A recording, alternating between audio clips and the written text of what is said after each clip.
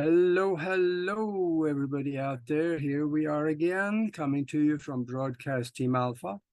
And this is the show for the thinking global citizen that is not afraid to step outside of the box and look around and see what is there.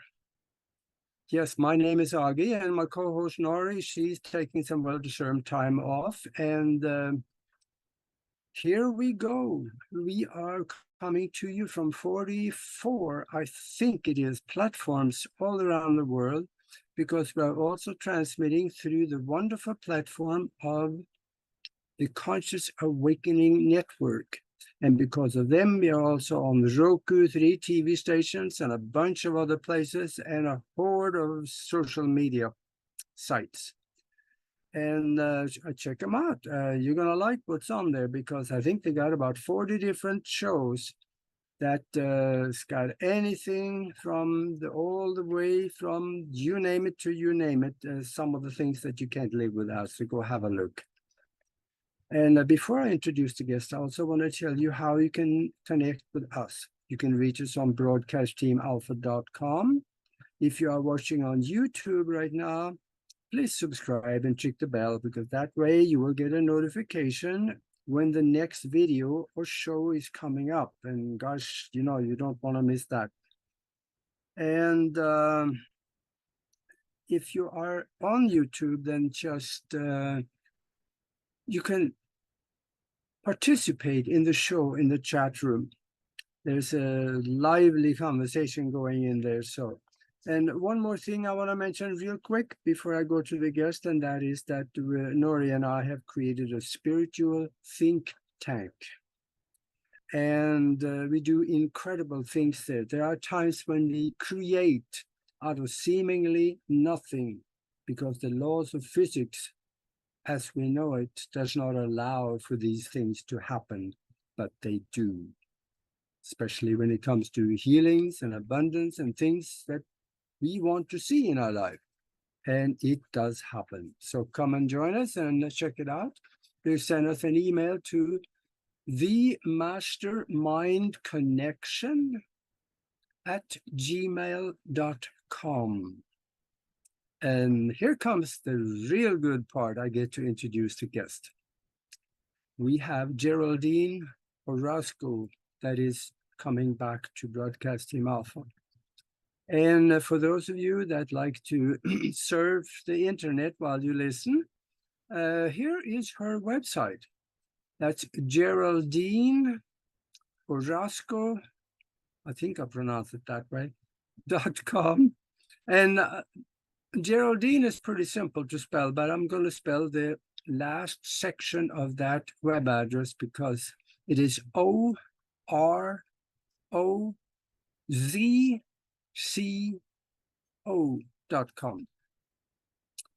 This was going to be really interesting, because it's rare to find someone that is certified in so many different areas of the healing arts and the paranormal. She is the owner and the founder of the Bay Area Meditation Center. That's a San Francisco-based company. Also corporate meditations she do. She's a hypnotherapist, neuro-linguistic practitioner, mindfulness stress reduction therapist. She does Qigong, master and certified in quantum energy healing, pranic healing. And that's just a few things. And also, well over 10 years ago now, she had a life-changing interdimensional experience, which resulted in the activation of tremendous psychic abilities. Since then, she has had hypnotic regression and found she has had long and lasting alien interdimensional contact. And we really like to hear about that one. And also, she is going to be one of my favorite things to talk about. She's going to be talking a little about DNA reprogramming, because yes, it's real. you can do that. There's a new science coming online. It's called epigenetics, and explains fairly simple how to do it. Now, I didn't say easy, but it's simple. So we're going to hear more about that, because this is something that everybody can do once they start changing the environment and a lot of things in their life. And there's also a reason why she founded hybridmothers.com, because she is a hybrid. And this is something that goes in the family, and we're going to hear more about that, because this is going to be an interesting show. And welcome to the show, Geraldine. Hello, Augie. Thank you so much for having me. It's such a pleasure to be here. Oh, we're so glad to have you here, because you were on here, I think, a couple of years ago. Yes, And yes, thinking back on the show, I remember there was so much that we wanted to talk about, and we didn't have the time. yes. I look forward to touching on some of those topics today. Yeah, and what there's so much to talk about. What would you like to start out explaining for us, or what you can do? Well, probably talk a little bit about what I do and the connection between what I do and the area of my research, which is primarily about DNA reprogramming, holographic DNA, and how we store trauma, ancestral trauma in our genetic code, how it expresses into our everyday lives, and how those experiences are passed down through generations, which led me to my love of the topic, and then in becoming an epigenetic psychotherapist. So that's my primary practice, is epigenetic psychotherapy. And it's incredible the things that I encounter in these sessions as we begin to uncover the emotional body of people, and learning about blockages that they might hold in their subconscious mind. And what I discovered through this work is that as we dive deeper into these emotions, these traumas, there also seems to be an overlay, um, in which we are accessing a deeper level of the subconscious mind where people are remembering interdimensional contact. So one of the things that is interesting about the work that I do is the linking between interdimensional contact, our spirituality, and essentially our ascension. What does it mean to ascend? How are we ascending naturally? How that shifts the kind of life experiences that we have. So those are the primary areas, and how I got into this was by doing my own personal awakening process for several years of deprogramming my own DNA that opened me up to the awareness of interdimensionality, and then having an interdimensional contact in 2013, which resulted in the activation of psychic abilities. And from there, having to learn how to integrate and utilize those psychic abilities, which is why I became interested in the healing arts, and learning about energy, because even though I had been working with my own subtle bodies for some time, to have that veil completely ripped open and to see the other side of these energies and how they feel, how they work, and how you see them in other people, it's a completely different integration process. So that this is what brought my interest to learn how to become a pranic healer, simply to understand what I was looking at and how to use energy. And then it kind of went into the other areas, including hypnotherapy. Yeah. Yeah, so yeah. Yeah, for those of you out there that who is wondering why I only have my picture up there, is because here in Tucson I have an unstable internet connection, is what is flashing on the screen here. So I gotta be a little sparsely with the bandwidth that we're using. Anyway, now what you just talked about, that is something that people have a lot of difficulties wrapping their head around, that interdimensionality. But there are a lot of people that had looked at it, the near-death experiences and psychic experiences, downloads and different things. What do you suggest for people? Maybe you could help them get a little more insight into how they can open up so they can have a look at what's on the other side of the veil. Well, if you think of it this way, interdimensionality is just the way that we're measuring time and space, and how we are organizing and measuring the things that are around us. I mean, if we understand and we microscopically look down at this finger, we're going to find all kinds of little creatures living and existing in this little area of a finger. So it's like an entire different dimension in which things that we cannot see are existing in that space. But it's the same if you zoom out and if you think of that as looking around you. What we're looking at is variations of frequency that the human is learning how to tune into, like a radio station. And that's really what it's about. So why people see ghosts, why people have access into these interdimensional realms, is because their frequency goes into resonance with these realms, that Mhm. allows them to have this kind of exchange.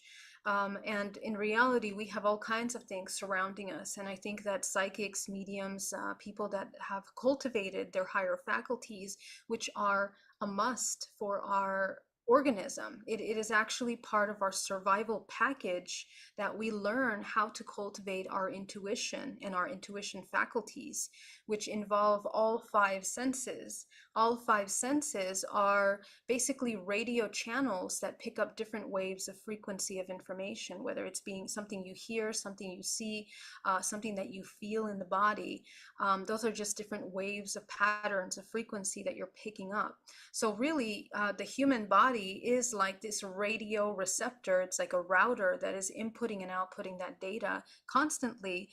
Your level of awareness is the only thing that blocks you from either processing what you're seeing and receiving or not processing. And in the same way that access to these interdimensional realms has to do with this frequency, there is a way to cultivate that vision, to fine tune it. And essentially, the cultivation of our higher faculties has a lot to do with how we are using our energy centers in the body. Okay, where most Mhm. of us are aware now that we have chakra system, which are deeply interconnected to our endocrine system. And so these endocrine systems that are responsible for secreting chemicals, biochemicals, are creating electric charges in the body, which are essentially emotions, right? So the emotions that we feel create these biochemical responses in the body, and those are creating frequency patterns from the body outwardly. So our ability to understand ourselves and our emotions is really the core, at the very root mechanism of being able to activate these higher faculties. The more that we learn how to master the emotional body and try to bring it into a regulated nervous system, because remember, the nervous system is the one that is sending those signals of survival, fight or flight, feeling and sensation throughout the body. And anytime those receptors become blocked in a state of survival, the human cannot access those higher faculties or that intuitive ability, which is essentially, we call it that gut feeling. We don't listen to that, or we don't respond to that in a way, in a mindful way. So this is usually what blocks individuals from having access to these abilities. And this is a very in-depth topic, but in addition to learning how to regulate your nervous system, being completely in the present moment and in a state of observation of yourself, is actually an entire shift in the body. Taking time for meditation. Meditation actually grows gray matter in the brain, and it grows it down the spine. And the growing of gray matter creates a vessel, a very strong vessel, for the conduit process of the transmutation of frequencies. What kind of frequencies are we talking about? Emotion, that electric charge that is created by emotions. Remember that emotions are energy in motion, they are charges. So the charge that we give out to the emotional body is what we are moving through this system. And there is an order, there's a self-organizing order to that information. So when the human brings that into a state of homeostasis, in a state of a regulated nervous system, what happens is that the body begins to shift in the way that they're processing frequencies. It's no longer processing very low, heavy frequencies. It's actually processing really high frequencies. And those are usually processed from the heart, the throat, the third eye, and sometimes even the crown, which is actually a really important part of the body. And it is the integration of the heart, the throat, and the third eye, which is called the upper dantian. Okay, so we have energy center, cultivation centers, which when you cultivate the first three chakras, they begin to integrate into a lower dantian. Okay, so that's the mastery of the emotional body, whether you feel safe in your body, whether your exchanges are, harmonious with the outer world, and whether you feel empowered in your physical body and the exchanges that you're doing. So the integration of these belief systems is actually what integrates and creates a really strong foundation. And this can only be cultivated through meditation practices. Okay, so at the same time that you're cultivating and integrating these lower programs, all the instinctual parts of the body into a transmutation of a refined state of your life force, essentially that is creating a foundation to host higher frequencies. And the heart is the largest magnetic field in the body. And this is very important because when the heart goes into coherence with the brain, this is where you begin to integrate the upper and the middle dantian.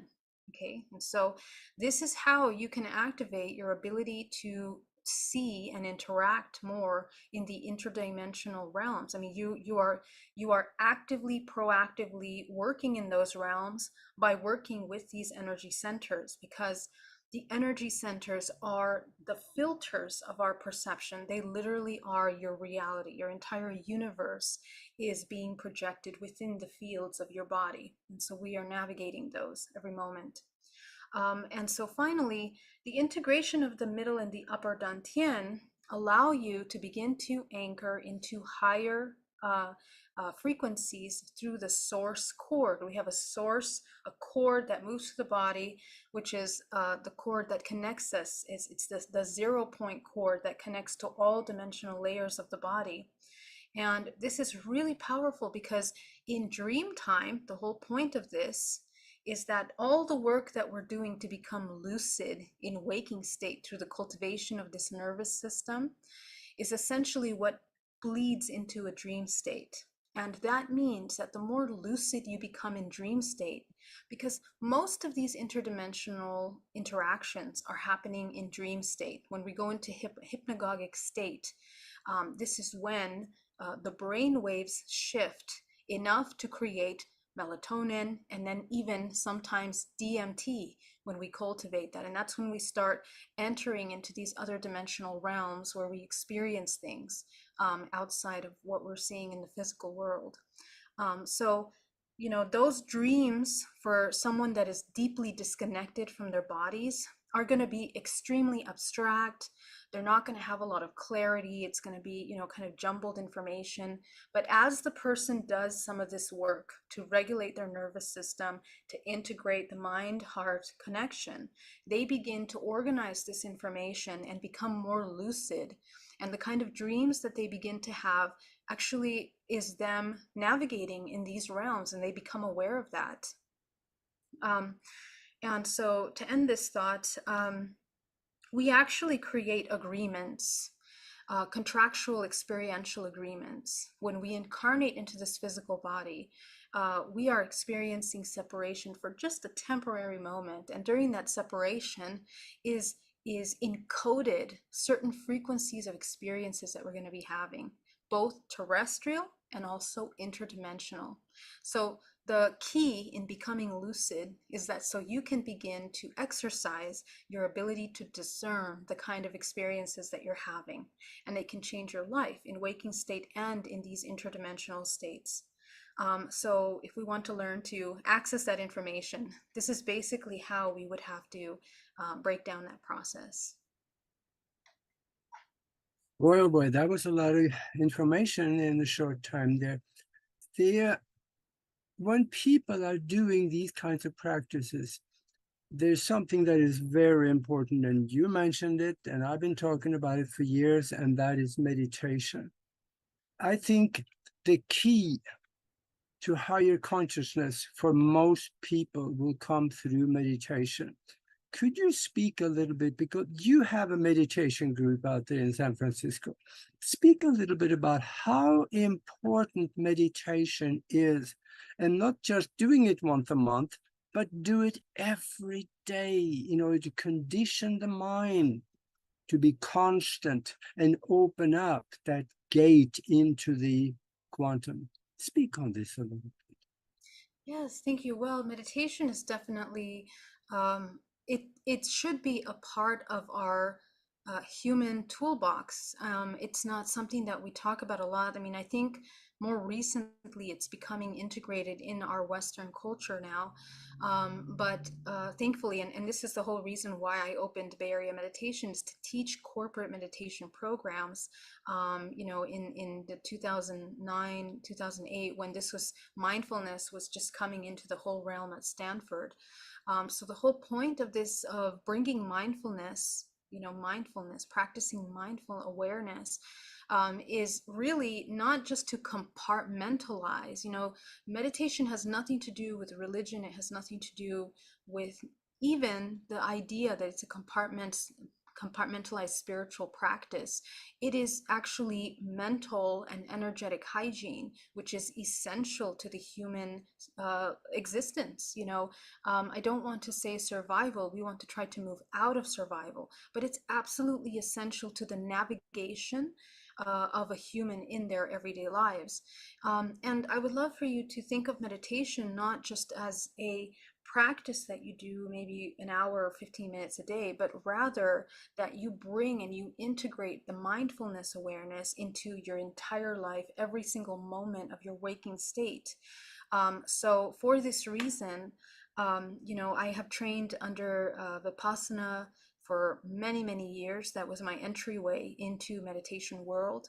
And I think it's essential for people to learn Vipassana meditation, which is simply a state of absolute observation. You're just watching the breath, inhale and exhale in the body, training yourself to regulate your nervous system, and at the minimum, creating a pause between your response mechanism and your observation of the experiences that you're having around you. And that is essentially, if you can break that pattern of responding to things without taking a pause, immediately you're going to be changing yourself bioelectrically and biochemically in your body. Because most of the illnesses that we have today in our world today are a result of stress and anxiety. And remember that stress is an entire kit of chemical secretions that we are having in our body, that over time, when we abuse and become actually addicted to suffering, to pain, to sorrow, to sadness, to emotions of loneliness and disconnect, we become addicted to that. And it becomes so familiar for that for some of us, we've been experiencing these emotions even since the womb. Okay, so these are going to be really difficult patterns to break until we become aware of those, of the addiction and the comfort, this uncomfortable comfort that we feel in these emotions, to be able to break those patterns. And essentially, the human has to teach themselves, and every single human. This is what I do in my DNA reprogramming. We start with meditation, and through the meditation, we go deep into the subconscious to work with emotional body. But you begin to uncover the emotions that most people running away from. What makes Mhm. meditation challenging for most people is the difficulty in navigating the emotions that have been stored, avoided for sometimes a lifetime. So for meditation, one tool that I can give audience listeners is to, when you come into this state of observation, to train yourself to look at things from a non-dualistic perspective, rather a state of neutrality, where whatever you observe coming up, you don't immediately apply meaning to, or you don't immediately judge. You try to be as neutral as possible. so that you don't get overwhelmed with the emotions, because that's usually what ends up happening. And so, to assist with any feelings of strong emotions coming up, breathing is a very important technique. That the reason for breathing has to do with working with your neural pathways in regulating this nervous system through the breath. Okay, so as you breathe, you are helping your nervous system relax, come into a state of relaxation. And over Yeah. time, when you practice this, oh, yes, Augie, go ahead. No, I totally agree, because a lot of things, when you sit in meditation, you have these unwanted thoughts come up, and a thought can pop in that you haven't thought for 18 years, and it just shows up, and it may not be a good one. So we have to deal with, we had to put it to bed again, and there's a lot of things that has to be dealt with. And I see right now that we're at the bottom of the hour. And for those of you that joined us late, my name is Augie, and of course you are watching the Broadcast Team Alpha Show, and we are talking with Geraldine Orozco, are talking about DNA programming and meditation. And I would like for her to talk a little bit about what she can help people with in those arenas. And then I want to get to something that I know a lot of people are waiting for, and that is that she have had some extraterrestrial contact and hybridization, I think I pronounced that right, experience. And that is going to get very deep. So could you, what if somebody came to you and say, I have these urges to, I feel I'm missing something. I need to learn what is my purpose, and I need to grow. What would you suggest to those people? Because I get them. They come to me. And gosh, no, if they come to me, they got to come to you. Yes, did you want me to answer that now? Yeah. Okay, great. Yeah. Well, number one is get to know yourself. Get to know yourself. Okay, so to me, that's really the most powerful place to begin, is to just sit with yourself and become acquainted with yourself. Get to know your shadows, get to know your positives, your negatives, all of the parts of you, get to know it deeply. Because what ends up happening is that because we're so disconnected from what we are and who we are, we actually start to look outside of us for these answers. And often that can help us, but most of the time, each human is so complex and so beautiful. They are an entire universe to themselves, that really your medicine is really within you, and it's encoded in your DNA, because you literally come into manifestation into this physical body through the lineage of your ancestry, with very specific informations, programs, belief systems that you are designed to break. So if you find yourself in a moment of overwhelm or confusion or disconnect, the thing is to sit and begin to identify, what are those programs, what are those things that are the repetitive patterns of ancestral memories that we are causing us suffering in this lifetime. And we want to learn how to transmute them into a state of bliss, essentially. But it's how do you access that bliss state, is by deeply sitting, understanding, observing, and integrating all of those belief systems that are no longer in resonance with you, that no longer support your well-being, the harmonious state within the body, regulated nervous system, and longevity and health, which the key to that is to have a regulated nervous system. Mm. So this is what I would suggest. Yeah. Yeah. Know thyself. That is so important. And I'm not so sure there's all that many people that do. Right. Maybe we need some help, all of us. Yeah. Chances are that. And now on the DNA programming, I just want to dwell on that for just a moment, because when people hear that DNA reprogramming, they're gonna say, "What's that?" That if you got 6 toes on your right foot, that is genetic, and you can't really change all that easy. But there are other things. Let's say that you look back and you say, "Well, my grandfather, he died from cancer. My mom died from cancer, so I'll probably have the genetic code of cancer. So I'll probably die from cancer too." There is thoughts like this that people have. And it may be that they have a genetic marker that is open for things to happen that can promote those things. But we can also turn those markers off. And I think you can help people do that. Yes, exactly. Now, I love that you brought up this example of the cancer that passes down through generations. I have a lot of clients that, come to me with these kinds of diseases. Either they are beginning to show signs of some of these complications, or, they want to prevent them. And the key is, and this is from the basics of epigenetics, that essentially if we create an environment of illness in the body, then of course illness will exist in the body. But there is also a way of creating health in the body in which illness cannot exist. And it has a lot to do with the entire structure of your body and how you are using and where the cultivation of your life force is being directed. Now, our bodies are very beautiful and complex. As I mentioned, we have energy centers in the body, and the way that they self-organize is by the ranges of lowest frequency to highest frequency.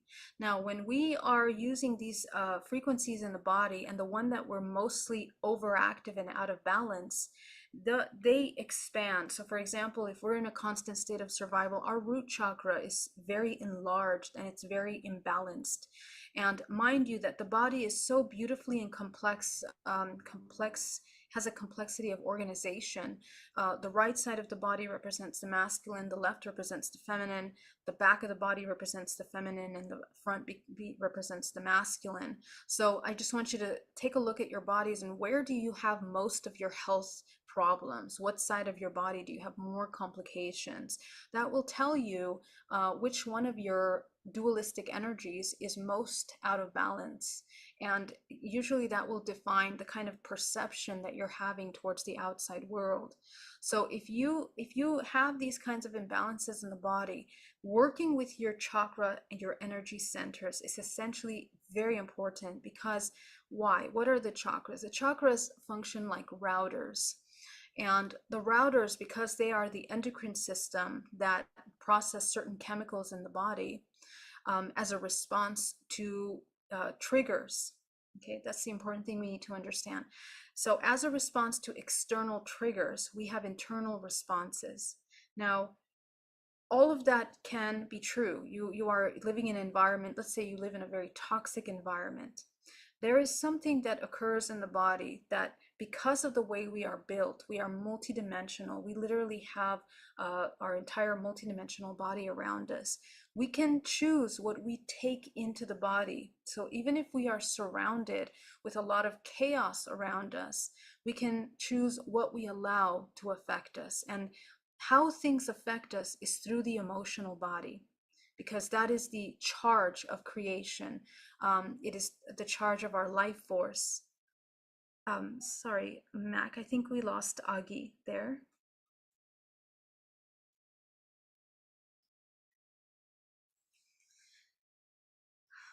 Mac, did we lose Augie?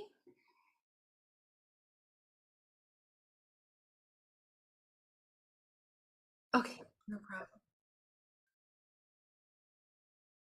Oh, okay, okay. Perfect, perfect, perfect. All right. Sorry about that, everyone. All right. So, yeah. So just to summarize what I'm saying, that essentially, we if we can choose what we accept and allow to affect our physical bodies through the emotional body, we either create an environment for health or for illness. So that's really, really important. And as Augie was saying earlier, that those markers can be turned on and off. If we reinforce, it's just like neural pathways. Okay, so if you're reinforcing a belief system of unworthiness, or not good enough, that's like a neural pathway that you're reinforcing. So when you change that belief system, you create a new neural pathway. So in that same way, this human physical body is highly regenerative. Okay, it's constantly regenerating. The organs in the body regenerate, the cells in your skin are regenerating. So we have the ability to regenerate the entire body into a state, and every moment of your awareness is important to creating a foundation of healing in the body. So we want to try to welcome that awareness moment by moment in order to not repeat the patterns that caused the environment of illness of our ancestors, of mother, father, great grandmother, great grandfather. And remember that illness is first beginning with a very somatic root. Okay, that means emotional body, right? So all illnesses are rooted in the emotional body. If we have unresolved emotions, disconnecting and disassociating from strong belief systems, this disconnect is perfect to create disharmony in the body. And that Mhm. disharmonious disconnect is what causes this environment for illness. Augie. Yeah, yeah. Can you hear me okay? Yes, I can hear you perfect. Okay, good, good, because my screen went off and then came back on again. So that's evidently the evidence of my poor internet connection tonight. So, and yeah, that is important because there is things in our environment that is not necessarily for a higher good, and we need to identify it, and we need to change. Change is the hard part.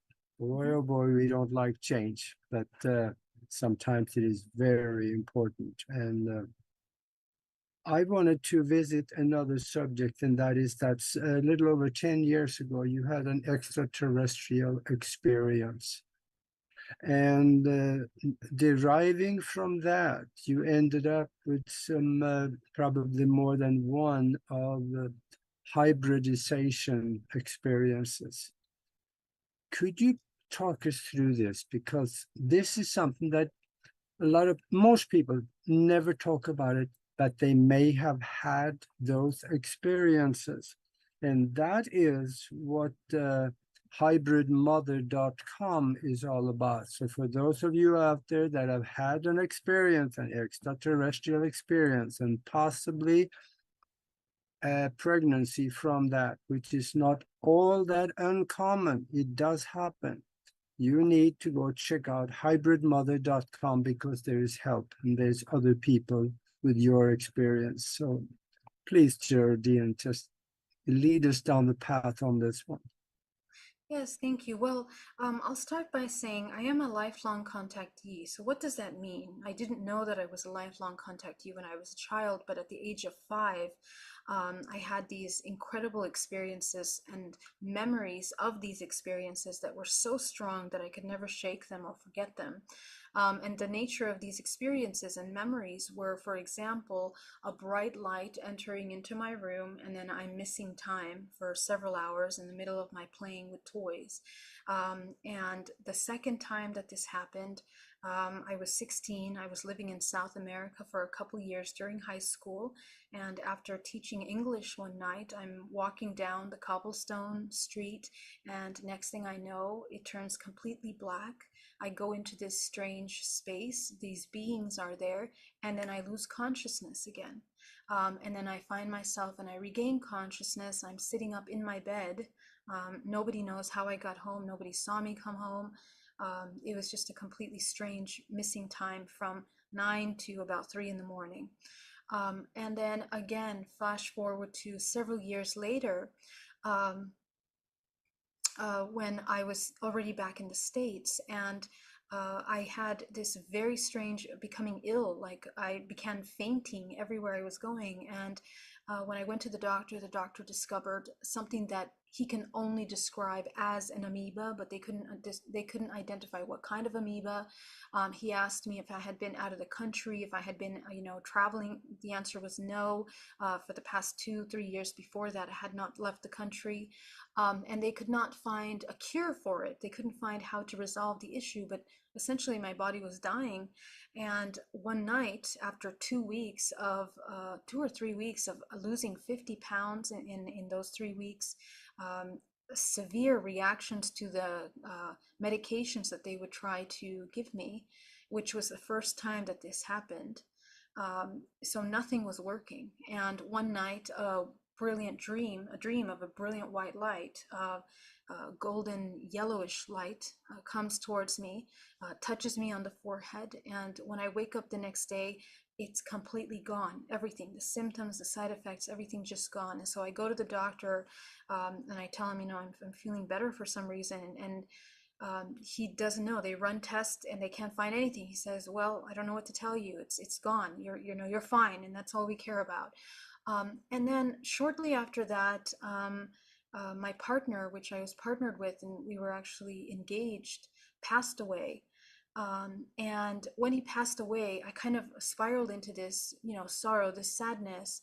But within this time of the 3 months after his passing away, I discovered that I was pregnant, and I had not been with him even before the 3 months because he had been busy traveling and working.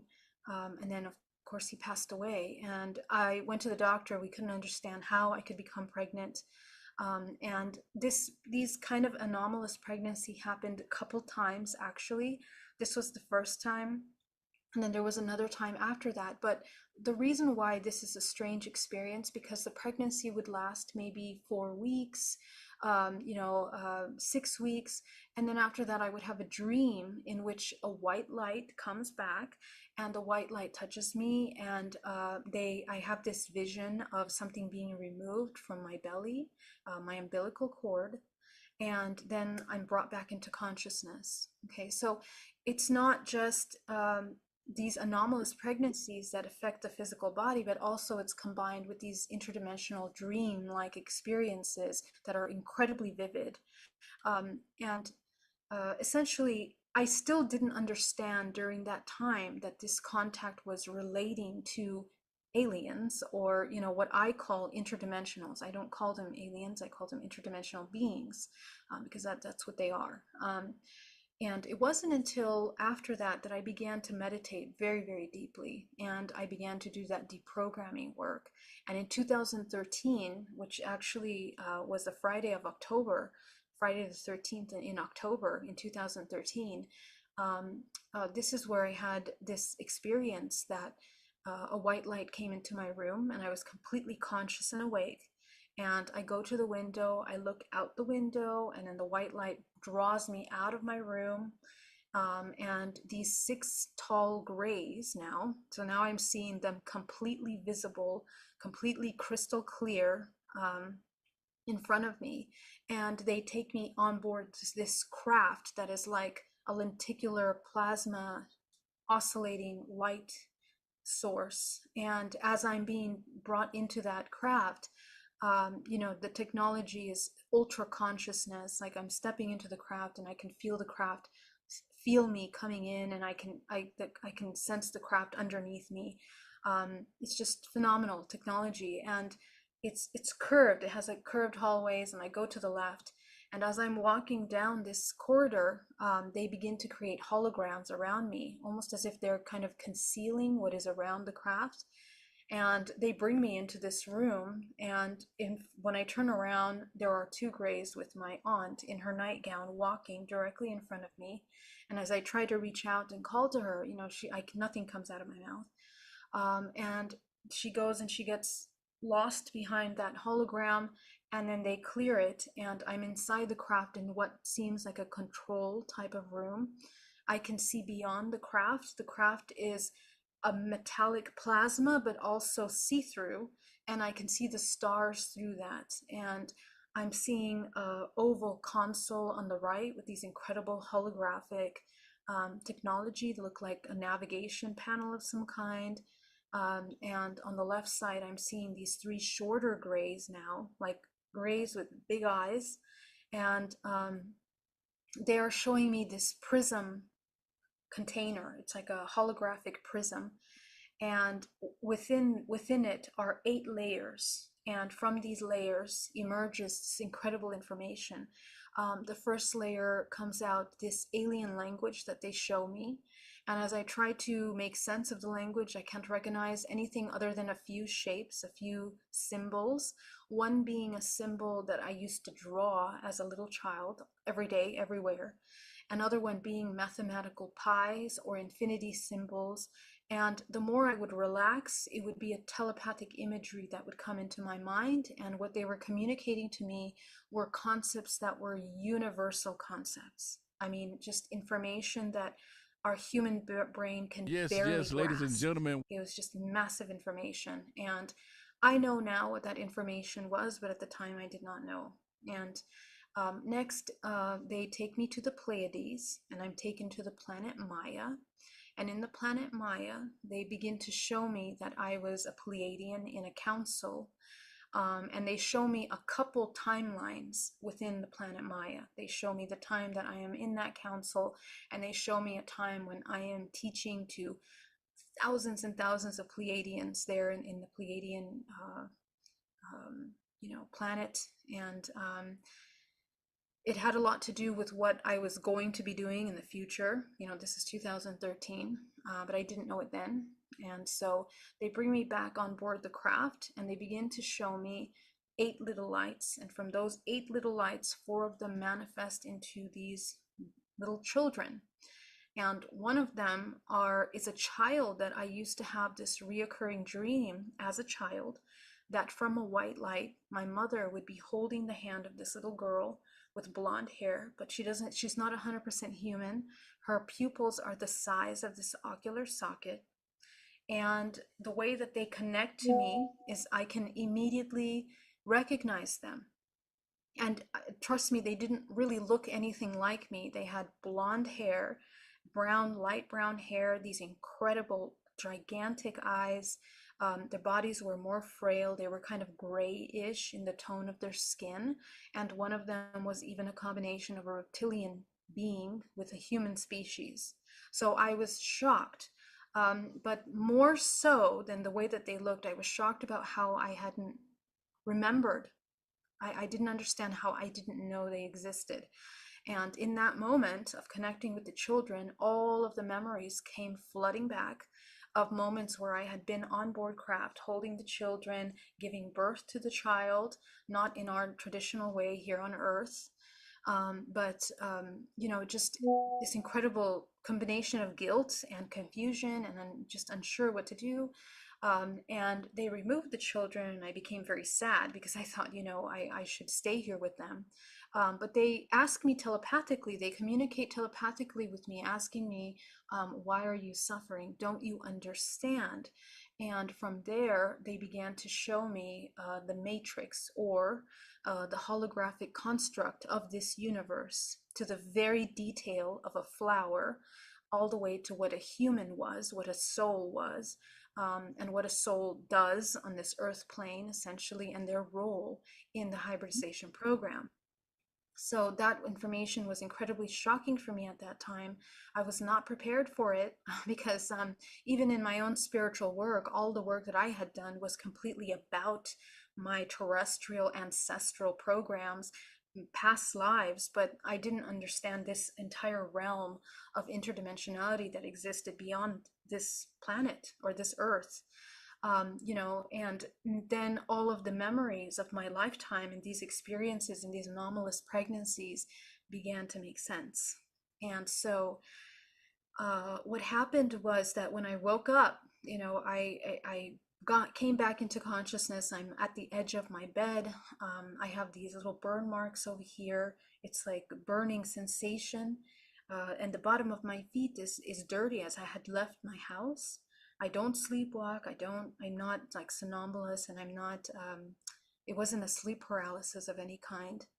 And it was from 3:33 in the morning exactly to about 6:15 in the morning. And on Monday, so this happened on a Friday to a Saturday, I slept all day Saturday, couldn't leave. My body was aching and hurting. I told my parents what happened to me on Sunday, and my parents shared with me that they had also had a lot of contact experience in their youth, which shocked me again. And then on Monday, when I go back to work teaching meditation, I'm shocked by seeing my client and her entire multidimensional body, all of the colors, the energies, the emotions, and after that session, I went back home and I couldn't leave my house for about 3 months because my level of sensitivity was so strong. It just, I couldn't just have a normal life anymore. So this is why I sought out to learn about these different modalities, pranic healing, because they talk about subtle energy bodies, and they talk a lot about, what the structure of the energetic body looks like, and that's what I was seeing essentially. So to end that, in 2017. I spent 5 years. I never told a single soul what happened other than my immediate family. But I was invited to do the documentary of Extraordinary the Seeding, and that's when my story became public. And I discovered through the film, by talking to my aunt, that she had an experience the same night that I had seen her on the craft. She ended up in the hospital with a dream that a being came and injected something in the back of her neck, and then she came back into consciousness with a fever and ended up being rushed to the hospital on exactly Friday the 13th of 2013. So that was a shock to me Mm. because it kind of confirmed to me, that it was a conscious experience with another participant of my family. And I guess that opened up for my whole family to start talking about ET contact. And a lot of my members of my family have had contact, and even with similar species.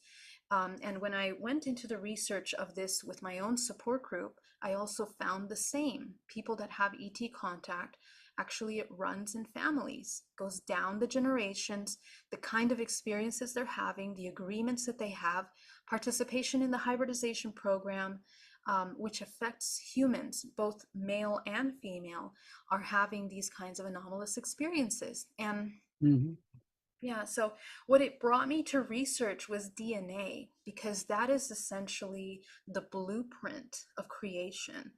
And our most powerful life force is our creative life force, which is our sexual energy. In the semen and in the egg is encoded the most potent um, core information of creation. Okay.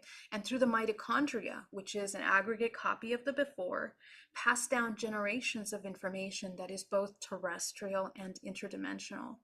Epigenetics is not just about our environment and what we're doing, but it's also the kind of experiences that we're collecting in dream time, which is something that Mhm. a lot of the ancient civilizations, American Indians, the Hopis, the ancient Egyptians, the Mayans, the Indians of Hindu religion, they have all been studied for centuries, and this is information that it's deeply embedded in the subconscious of our humanity. Yeah, I understand. So you mentioned something here, the documentary that you were part of, the extraordinary, the seeding. Where can people see that? Yes, you guys can find it basically on all major outlets of film. It's on YouTube, it's on Amazon. It was on Netflix for some time, I believe. So you can find it pretty much anywhere. You just look it up, Extraordinary the Seeding. And there are also other there are other also projects that I've worked on that are very interesting, like Half Light. You can check that out, and also Unidentified with Ben Hansen on the Travel Channel. It's another very good series of ET contact if you're trying to find and learn about that you can check out. Mm. Wow, yeah. And gosh, I still think that I got stuff that we wanted to talk about, but I see we're getting down towards the end here. But the the multidimensionality of what you can experience now, I am sure that was given to you on board the craft. They probably, do you think you have an implant or did they just do it through the genetics? No, and you know, it's not really even something that someone else is doing to you. Actually, it's a result of what happens when we move from one dimension to another. You know, the amount of contactees that have activated abilities of some kind as a result of some of these experiences speaks to the fact that this is very much about frequency. It's very much about DNA becoming activated when there is a shift in the environment. Okay, so the frequency that we're in, when we change frequencies, we literally change. We activate DNA. That's what happens. What does that mean? We are turning on those markers of higher faculties that process higher wavelength frequencies. So remember that the human vision can only see a certain range of colors, but there's lots of other frequencies that are moving all around us. And so when we turn the radio Mm. wave to be able to perceive those, we can actually see beyond the physical. And that's actually what this is about. It just becomes activated. Yeah, and that is one of those things that you can help people with. That's right. That's right. I train people to activate higher faculties. My primary Hmm. areas of research and training are alchemy, working with our sexual life force in transmutation. That's one of the number one areas that are very important for us to understand is the cultivation of our core creative energy, redirecting it back into creativity, co-creation rather than counter-creation, which is the depletion of our life force. And the cultivation of our creative life force is what activates our intuitive abilities. So I train people to do that in many different ways, and it's very relevant to you having a successful life, you know, healthy relationships, and health in the body, which is essential. Yeah, excellent, excellent. And yeah, we're down to the end of the show here, but I want to mention her website again, Geraldine Orozco, OROZCO.com, and get in touch with her. Go to her website and have a look. There's things in there that makes your mind say, hmm. And for Yeah. those of you that is interested in meditation, and she's also a hypnotherapist and a neuro-linguistic programmer, there's things here that people can learn a lot from. And she also does mindfulness, stress reduction therapy. And she talked to you about Qigong. And she's also a quantum energy healer and a pranic is what it says, healing artist. So she is very well rounded in her capabilities. So this Yeah, was so wonderful. thank you so much. Yeah, my primary area is epigenetic psychotherapy. So that's what I do in a modality called DNA reprogramming, and they can book through my website. But also, if you want to get a lot of free content and information, you can just reach me on YouTube at Geraldine Orozco.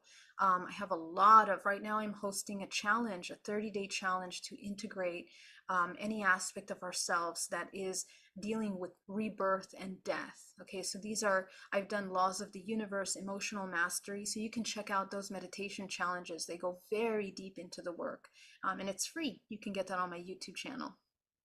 Yeah. So Yeah. thank you so Go much, to, Audrey. It's such an honor to yeah. be here.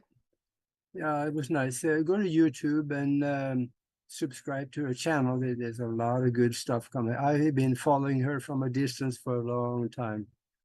Thank you. Thank you, Audrey. All Such a right. Well, oh, I have a favorite question, Geraldine. Let me yeah. ask you. Sure. If you could talk to the whole world and the world is listening, what would you tell them? Oh my God, so much to say. Okay, well, I would simply say to learn what love is in order to love yourself. Love is not an emotion. It is not a romantic emotion. Love is a state of being. It is a state of the activation of this body and our higher faculties. So when we learn how to love ourselves and love those outside of us, we tune into that unconditional love. And unconditional love can only emerge from a state of non-dualistic neutrality, the 0 point, in which this non-judgment state begins to come out. Okay, so Wow. that just a couple little words, but I hope that people dig into that, because that's kind of like very Messenger important. video. Yeah. Thank you. Hang on just a second. I got to get. All right. Yeah, thank you very much for being with us. And we can get you back again sometime. There's so much more to talk about. Oh, good. I would love to. Thank you, Augie. Yeah, thank you very much for being with us. So, and now, until next time, be good to each other and subscribe on YouTube.